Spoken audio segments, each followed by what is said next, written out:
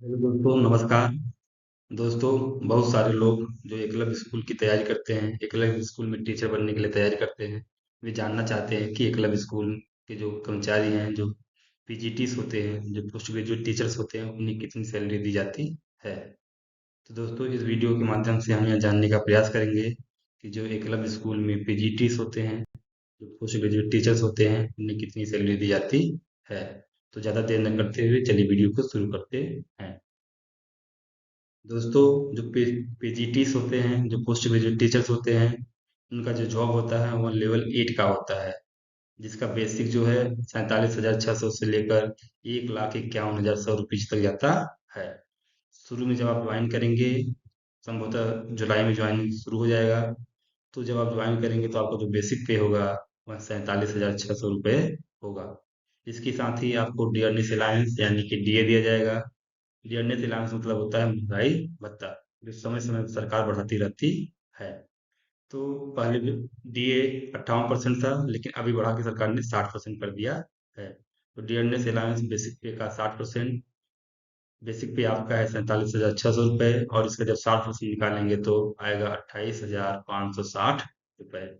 तो लगभग 28,560 रुपये आपको डियरनेस अलाउंस के रूप में दिया जाएगा। इसके साथ ही आपको ट्रांसपोर्ट अलाउंस भी दिया जाएगा, जो कि 1,800 रुपये फिक्स है।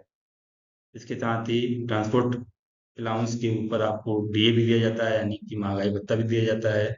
यानी कि डीए ऑन टीए जो है वह 1,800 का 60% बराबर 1,080 रुपये। दोस्तों, इसके साथ ही आपको एचआरए यानी कि हाउस रेंट अलाउंस भी दिया जाता है, जो कि बेसिक पे का 10% है।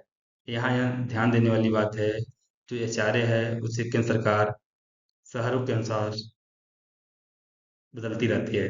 जैसे जितने भी एकलव्य स्कूल हैं, सभी स्कूल जो हैं ग्रामीण एरिया में बिलोंग करते हैं, इसलिए वहाँ पे जो जितने भी एकलव्य स्कूल हैं, सभी स्कूलों में जो एचआरए होता है वो केवल 10% ही होता है, क्योंकि एकलव्य स्कूल जेड सिटीज में आते हैं। लेकिन एक चीज़ और ध्यान रखना है, जितने भी एकलव्य स्कूल हैं, सभी एकलव्य स्कूल आवासीय विद्यालय हैं, बच्चे वहाँ पे रह के पढ़ाई करते हैं, तो टीचर को भी वहाँ अकोमोडेशन प्रोवाइड कराया जाता है। अकोमोडेशन मतलब होता है कि रहने के लिए आवास प्रोवाइड कराया जाता है। लेकिन अगर आपको आवास प्रोवाइड नहीं कराया गया है तो उसी केस में ही आपको एचआरए दिया जाएगा, जो कि बेसिक पे का 10% है। तो 47,600 का 10% निकालेंगे तो आएगा 4,760 रुपये।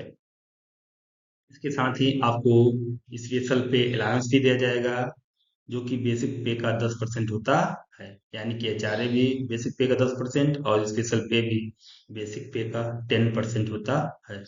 47,600 का हम जब 10% निकालेंगे तो आएगा 4,760 रुपये। लेकिन ये आपको अब यह सवाल आता होगा कि स्पेशल पे क्यों दिया जाता है। दोस्तों, एकलव्य स्कूल जो होते हैं वहाँ पे जो टीचर्स होते हैं, जो कर्मचारी होते हैं, उन्हें 24x7 मतलब चौबीसों घंटे काम करना पड़ता है, कभी भी बुलाया जा सकता है। इसीलिए उन्हें अलग से एक पे दिया जाता है, जिसे बोलते हैं स्पेशल पे अलाउंस, बेसिक पे का 10% है। तो अब हम क्या करेंगे टोटल सैलरी निकालने के लिए। दोस्तों, बेसिक पे plus DA plus TA plus DA and TA plus HRA plus special पे अलाउंस, इन सभी को जोड़ देंगे। और हम लोगों ने शुरू में ही बेसिक पे निकाल लिया है, कितना है 47,600 रुपये। डीए 28,560 रुपये, टीए 1,800 रुपये, डीए ऑन टीए 1,080 रुपये, एचआरए 4,760 रुपये, स्पेशल पे अलाउंस 4,760 रुपये। जब हम इन सभी अलाउंस को, इन सभी भत्तों को जोड़ देते हैं, तो जो आपका टोटल सैलरी निकल के आता है वह 88,560 रुपीज आता है।